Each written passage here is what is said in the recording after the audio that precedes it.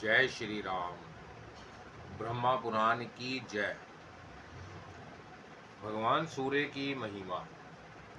मुनियों ने कहा, सूर्य श्रेष्ठ, आपने भोग और मोक्ष प्रदान करने वाले भगवान भास्कर के उत्तम क्षेत्र का जो वर्णन किया है वह सब हम लोगों ने सुना। अब यह बताइए कि उनकी भक्ति कैसे की जाती है और वह किस प्रकार प्रसन्न होते हैं। इस समय यही सब सुनने की हमारी इच्छा है। ब्रह्मा जी बोले, मन के द्वारा इष्ट देव के प्रति जो भावना होती है उसे ही भक्ति और श्रद्धा कहते हैं। जो इष्ट देव की कथा सुनता, उनके भक्तों की पूजा करता तथा अग्नि की उपासना में संलग्न रहता है, वह सनातन भक्त है। जो इष्ट देव का चिंतन करता, उन्हीं में मन लगाता, उन्हीं की पूजा में रत रहता तथा उन्हीं के लिए कर्म करता है, वह निश्चय ही सनातन भक्त है। जो इष्ट देव के लिए किए जाने वाले कर्मों का अनुमोदन करता, उनके भक्तों में दोष नहीं देखता, अन्य देवता की निंदा नहीं करता, सूर्य के व्रत रखता तथा चलते फिरते, ठहरते, सोते, सूंघते और आंख खोलते मीचने समय भगवान भास्कर का स्मरण करता है, वह मनुष्य अधिक भक्त माना जा गया है। विज्ञ पुरुष को सदा ऐसी ही भक्ति करनी चाहिए। भक्ति, समाधि, स्तुति और मन से जो नियम किया जाता और जो ब्राह्मण को दान दिया जाता है, उसे देवता, मनुष्य और पितर सभी ग्रहण करते हैं। पत्र, पुष्प, फल और जल जो कुछ भी भक्ति पूर्वक अर्पण किया जाता है, उसे देवता ग्रहण करते हैं, परंतु वह नास्तिकों की दी हुई वस्तु नहीं स्वीकार करते। नियम और आचार के समय भाव शुद्धि का भी उपयोग करना चाहिए। हृदय के भाव को शुद्ध रखते हुए जो कुछ किया जाता है वह सब सफल होता है। भगवान सूर्य के सत्वन, जप, उपहार, समर्पण, पूजन, उपवास, व्रत और भजन से मनुष्य सब पापों से मुक्त हो जाता है।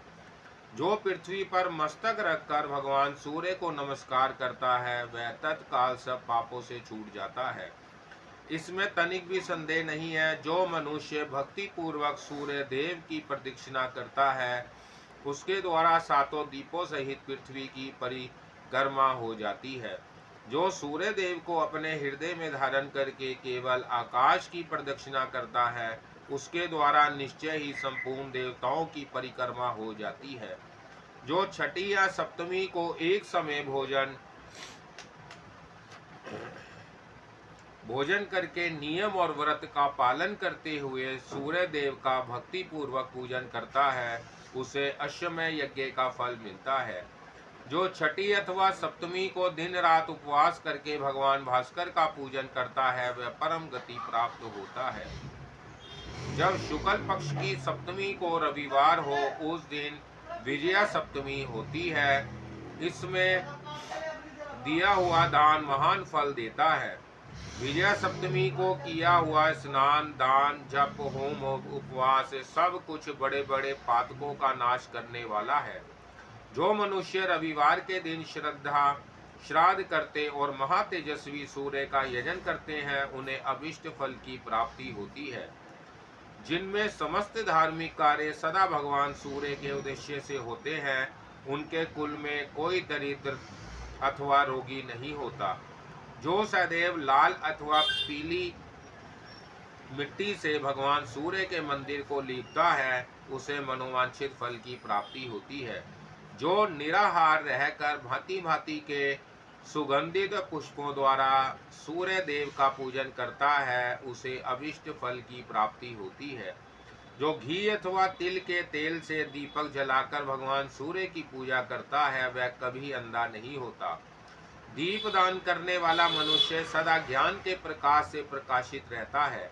जो सदा देव मंदिर, चौराहों और सड़कों पर दीपदान करता है, वह रूपवान तथा सौभाग्यशाली होता है। दीप की शिखा सदा ऊपर की ही ओर उठती है, उसकी गति कभी नीचे की ओर नहीं होती। इसी प्रकार दीपदान करने वाला पुरुष भी दिव्य तेज से प्रकाशित होता है। वह कभी तिर्यक योनि में नहीं पड़ता। जलते हुए दीपक को ना कभी चुराए, ना नष्ट करे। दीप हरता मनुष्य बंधन नाश क्रोध एवं तमोमय नरक को प्राप्त होता है। उदय काल में प्रतिदिन सूर्य को अर्घ्य देने से एक ही वर्ष में सिद्धि प्राप्त होती है। सूर्य के उदय से लेकर अस्त तक उसकी ओर मुंह करके खड़ा हो किसी मंत्र अथवा स्तोत्र का जप करना आदित्य व्रत कहलाता है। यह बड़े बड़े पातकों का नाश करने वाला है। सूर्य देव के समय श्रद्धा पूर्वक अर्घ देकर सब कुछ संगोपांग दान करे, इससे सब पापों से छुटकारा मिल जाता है। अग्नि जल आकाश पवित्र भूमि पृथ्वी तथा पिंडी, यह यत्न पूर्वक सूर्य देव को अर्घ्य देना चाहिए। उत्तरायण अथवा दक्षिणायन में सूर्य देव का विशेष रूप से पूजन करके मनुष्य सब पापों से मुक्त हो जाता है।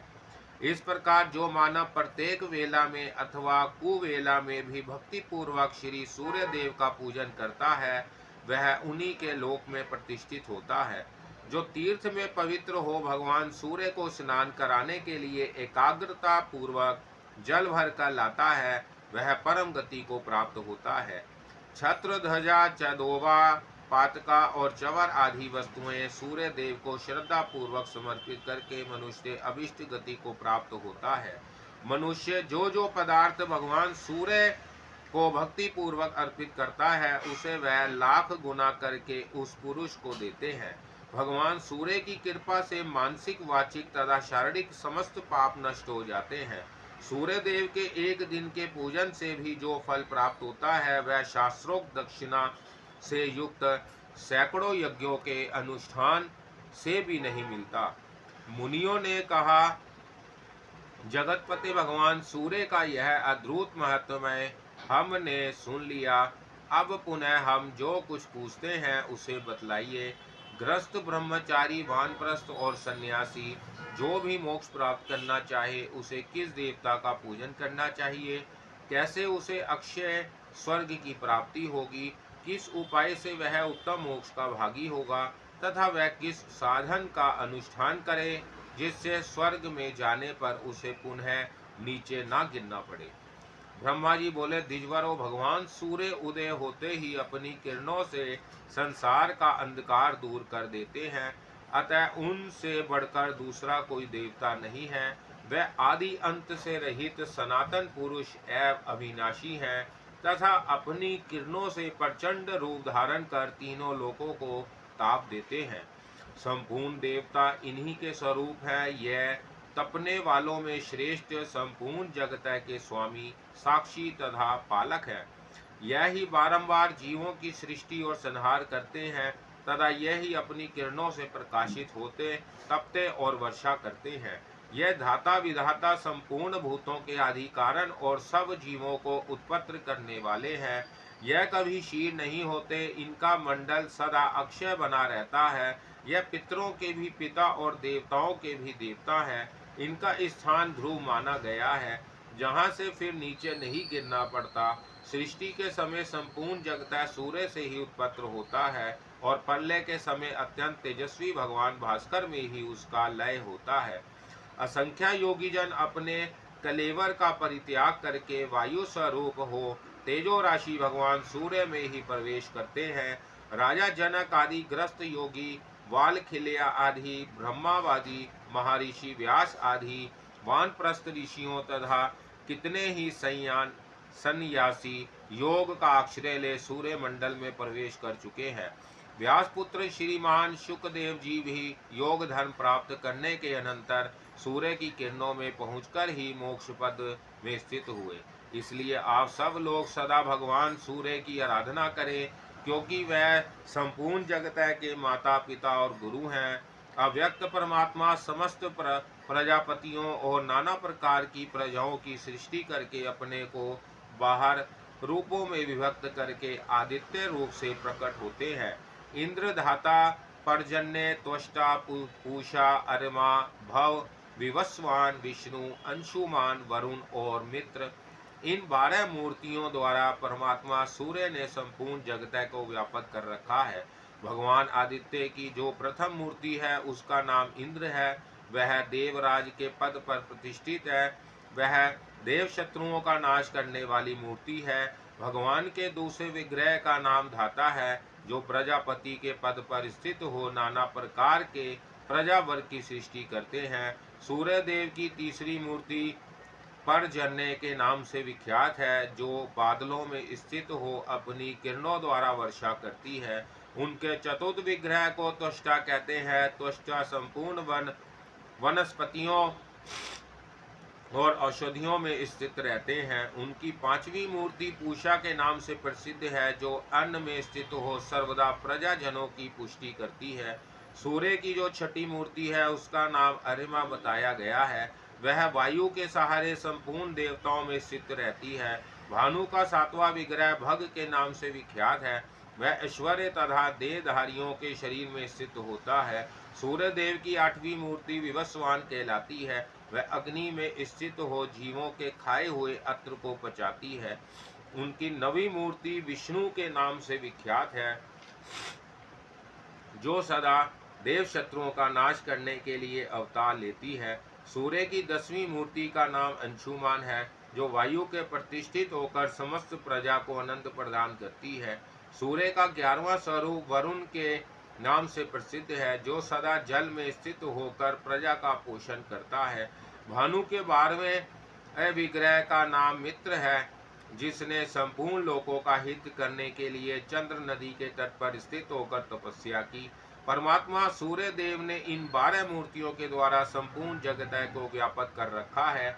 इसलिए भक्त पुरुषों को उचित है कि वह भगवान सूर्य में मन लगाकर पूर्वोक्त 12 मूर्तियों में उनका ध्यान और नमस्कार करें। इस प्रकार मनुष्य बाहर आदित्यों को नमस्कार करके उनके नामों का प्रतिदिन पाठ और श्रवण करने से सूर्य लोक में प्रतिष्ठित होता है। मुनियों ने पूछा, यदि यह सूर्य सनातन आदि देव है तो इन्होंने वर पाने की इच्छा से प्राकृत मनुष्यों की भांति तपस्या क्यों की? ब्रह्मा जी बोले, ब्राह्मणों, यह सूर्य का परम गोपनीय रहस्य है। पूर्व काल में मित्र देवता ने महात्मा नारद को जो बात बताई थी वही मैं तुम लोगों से कहता हूँ। एक समय की बात है, अपनी इंद्रियों को वश में रखने वाले महायोगी नारद जी मेरुगिरी के शिखर से गंधमादन नामक पर्वत पर उतरे और संपूर्ण लोकों में विचरते हुए उस स्थान पर आए जहाँ मित्र देवता तपस्या करते थे। उन्हें तपस्या में संलग्न देख नारद जी के मन में कौतूहल हुआ। वह सोचने लगे, जो अक्षय अविकारी अव्यक्त व्यक्त स्वरूप और सनातन पुरुष है, जिन महात्माओं ने तीनों लोकों को धारण कर रखा है, जो सब देवताओं के पिता है, परों से भी पर है, वह किन देवताओं अथवा पितरों का यजन करते रहे हैं और करेंगे। इस प्रकार मन ही मन विचार करके नारद जी मित्र देवता से बोले, भगवान, अंगोपांगों सहित संपूर्ण वेदों या पुराणों में अपनी आपकी महिमा का गान किया जाता है। आप अजन्मा सनातन धाता तथा उत्तम अधिष्ठा है। भूत भविष्य और वर्तमान सब कुछ आप में ही प्रतिष्ठित है। ग्रस्त आदि चारों आश्रम प्रतिदिन आपका ही यजन करते हैं। आप ही सबके पिता माता और सनातन देवता हैं। फिर भी आप किस देवता अथवा पितर की आराधना करते हैं, यह हमारी समझ में नहीं आता।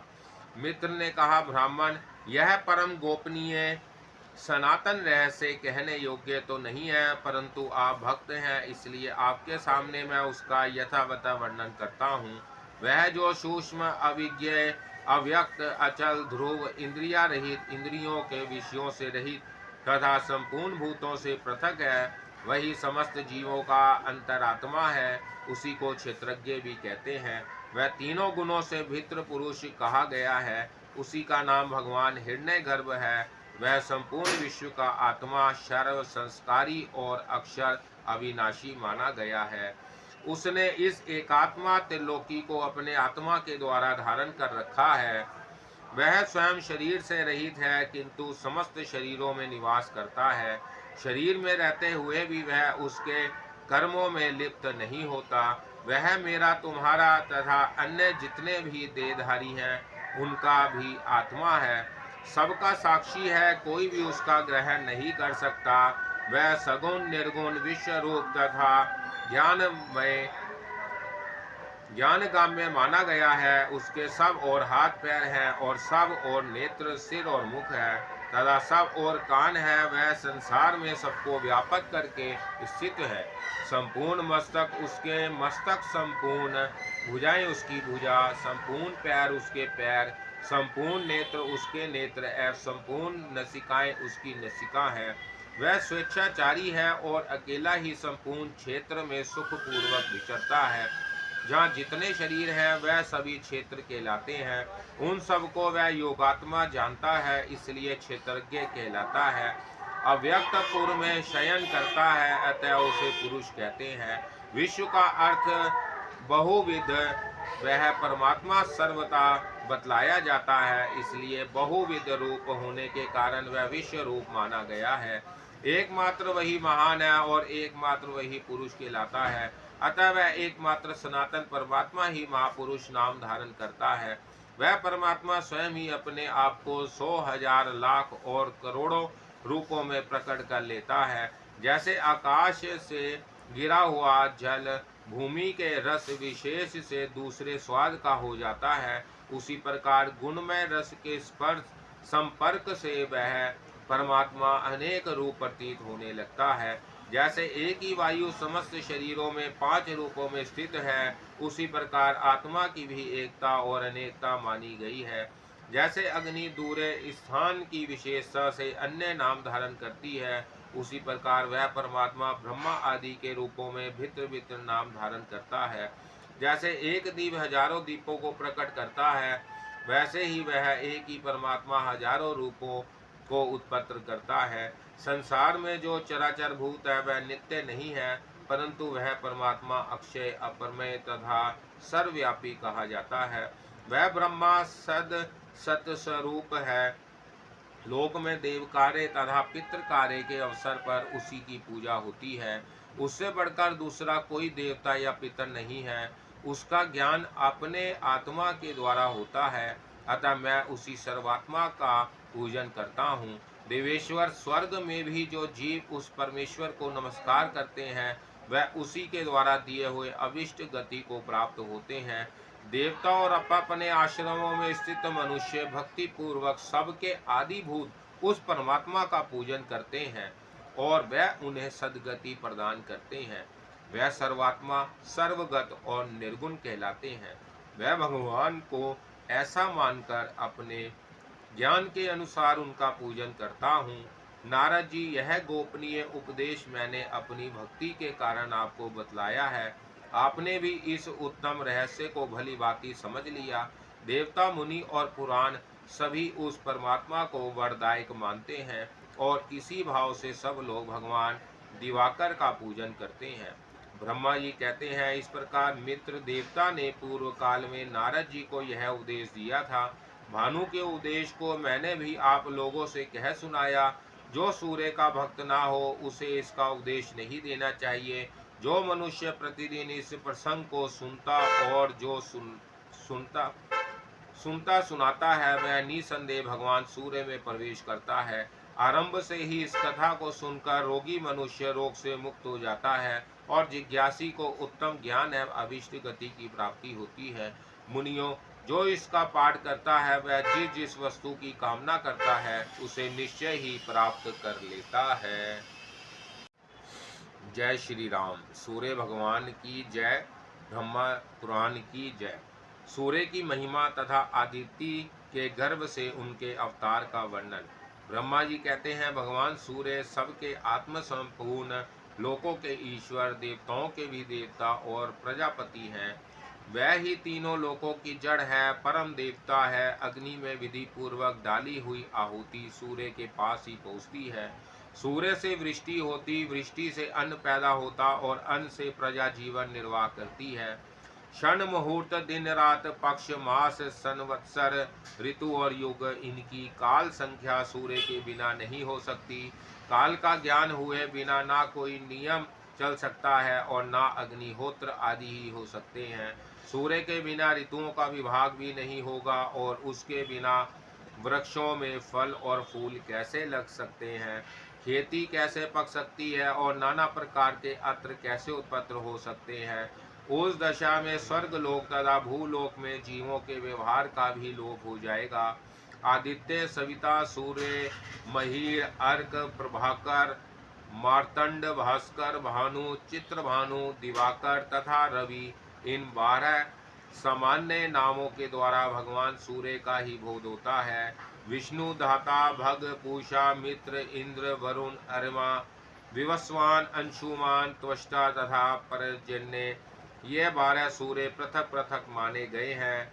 चैत्र मास में विष्णु, वैशाख में अरिमा, ज्येष्ठ में विवस्वान, आषाढ़ में अंशुमान, श्रवण में पर्जन्य, भादो में वरुण, अश्विनी में इंद्र, कार्तिक में धाता, अगहन में मित्र, पौष में पूषा, माघ के भाग और फाल्गुन में त्वष्टा नामक सूर्य तपते हैं। इस प्रकार जहाँ एक ही सूर्य के 24 नाम बताए गए हैं, इनके अतिरिक्त और भी हजारों नाम विस्तार पूर्वक कहे गए हैं। मुनियों ने पूछा, प्रजापते, जो 1000 नामों के द्वारा भगवान सूर्य की स्तुति करते हैं, उन्हें क्या पुण्य होता है तथा उनकी कैसी गति होती है? ब्रह्मा जी बोले, मुनिवरों, मैंने भगवान सूर्य का कल्याणमय सनातन स्तोत्र कहता हूँ, जो सब स्तुतियों का सारभूत है। इसका पाठ करने वाले को सहस्त्र नामों की आवश्यकता नहीं रह जाती। भगवान भास्कर के जो पवित्र, शुभ एवं गोपनीय नाम है, उन्हीं का वर्णन करता हूँ, सुनो। विकर्तन, विवस्वान, मार्तंड, भास्कर, रवि, लोक प्रकाशक, श्रीमान, लोकचक्षु, महेश्वर, लोक साक्षी, त्रिलोकेश, कर्ता, हर्ता, तामिश्रहा, तपन, तापन, शुचि, सप्तश्रवाहन, गवस्थी, हस्त, ब्रह्मा और सर्वदेवन नमस्कृत। इस प्रकार 21 नामों का यह स्तोत्र भगवान सूर्य को सदा प्रिय है। यह शरीर को निरोग बनाने वाला, धन की वृद्धि करने वाला और यश फैलाने वाला स्तोत्र राज है। इनकी तीनों लोक में प्रसिद्धि है। द्विजवरों, जो सूर्य के उदय और अस्त काल में दोनों संध्याओं के समय इस स्तोत्र के द्वारा भगवान सूर्य की स्तुति करता है, वह सब पापों से मुक्त हो जाता है। भगवान सूर्य के समीप एक बार भी इसका जप करने से मानसिक, वाचिक, शारीरिक तथा कर्म जनित सब पाप नष्ट हो जाते हैं। अतः ब्राह्मणों, आप लोग यत्न पूर्वक संपूर्ण अभिलिप्त फलों के देने वाले भगवान सूर्य का इस स्तोत्र के द्वारा स्तवन करें। मुनियों ने पूछा, भगवान, आपने भगवान सूर्य को निर्गुण एवं सनातन देवता बतलाया है, फिर आपके ही मुंह से हमने यह भी सुना है कि वह 12 स्वरूपों में प्रकट हुए। वह तेज और राशि और महान तेजस्वी होकर किसी स्त्री के गर्भ में कैसे प्रकट हुए, इस विषय में हमें बड़ा संदेह है। ब्रह्मा जी बोले, प्रजापति, दक्ष के 60 कन्याएं हुई, जो श्रेष्ठ और सुंदरी थी। उनके नाम अदिति, दिति, धनु और विंता आदि थे। उनमें से 13 कन्याओं का विवाह दक्ष ने कश्यप जी के साथ किया था। अदिति ने तीनों लोकों के प्रजापति देवताओं को जन्म दिया। दिति के दैत्य और धनु से बलाभिमानी भयंकर दानव उत्पन्न हुए। विंता आदि अन्य स्त्रियों ने भी स्थावर जगम भूतों को जन्म दिया। इन दक्ष सूताओं के पुत्र, पौत्र और दोहित्र आदि के द्वारा यह संपूर्ण जगत व्याप्त हो गया। कश्यप के पुत्रों में देवता प्रधान है, वह सात्विक हैं। इनके अतिरिक्त दैत्य आदि राजस और तामस हैं। देवताओं को यज्ञ का भागी माना गया है, परंतु दैत्य और दानव उनसे शत्रुता रखते थे, अतः वह मिलकर उन्हें कष्ट पहुँचाने लगे। माता अदिति ने देखा, दैत्यों और दानवों ने मेरे पुत्रों को अपने स्थान से हटा दिया और सारी त्रिलोकी नष्ट प्राय कर दी। तब उन्होंने भगवान सूर्य की आराधना के लिए महान प्रयत्न किया।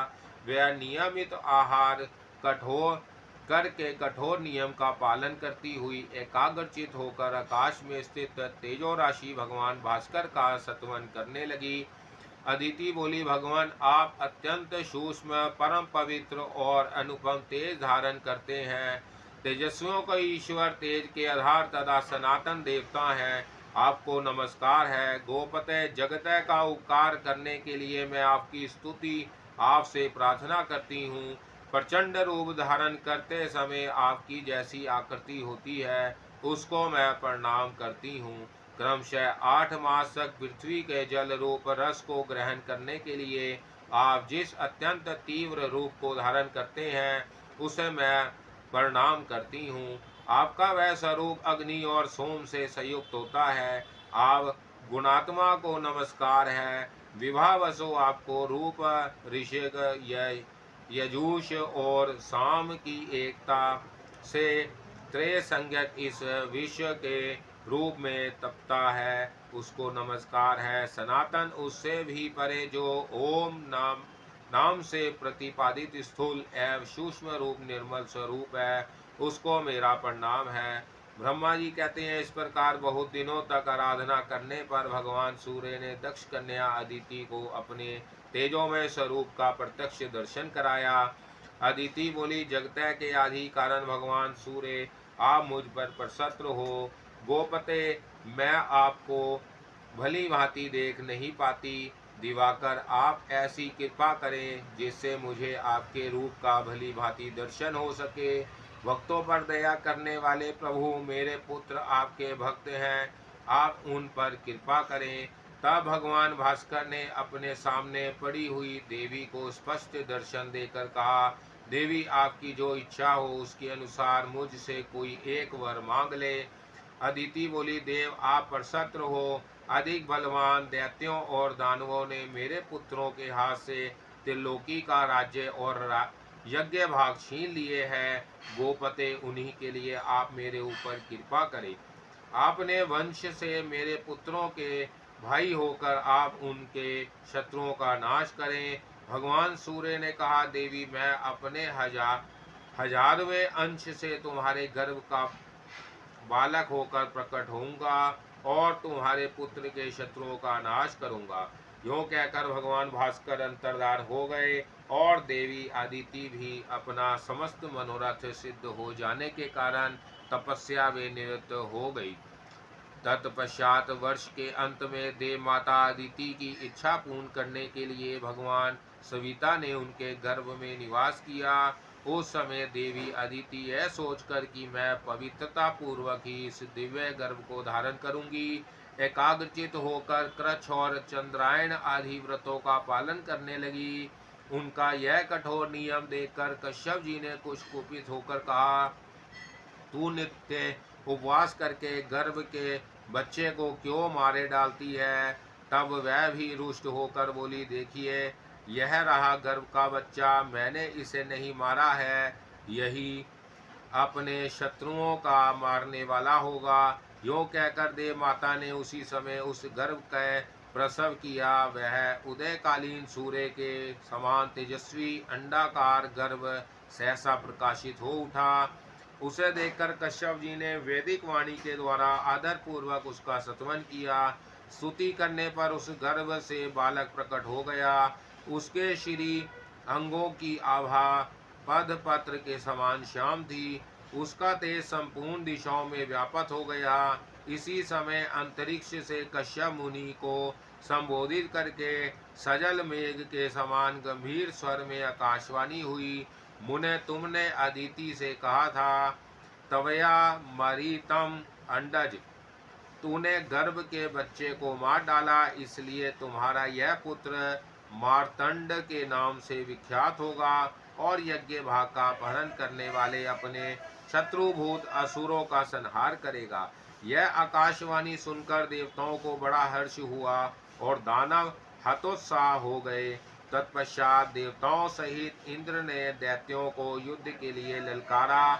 दानवों ने भी आकर उसका सम्मान किया। उस समय देवताओं और असुरों में बड़ा भयानक युद्ध हुआ। उस युद्ध में भगवान मार्तंड ने दैत्यों की ओर देखा, अतः वह सभी महान असुर उनके तेज से जलकर भस्म हो गए। फिर तो देवताओं के हर्ष की सीमा नहीं रही। उन्होंने अदिति और मार्तंड का स्तवन किया। तदंतर देवताओं को पूर्वतः अपने अधिकार और यज्ञ भाग प्राप्त हो गए। भगवान मार्तंड भी अपने अधिकार का पालन करने लगे। ऊपर और नीचे सब और किरणें फैली होने से भगवान सूर्य कदम्ब पुष्प की भांति शोभा पाते थे। वह आग में तपाए हुए गोले के सदृश दिखाई देते थे। उनका विग्रह अधिक स्पष्ट नहीं जान पड़ता था।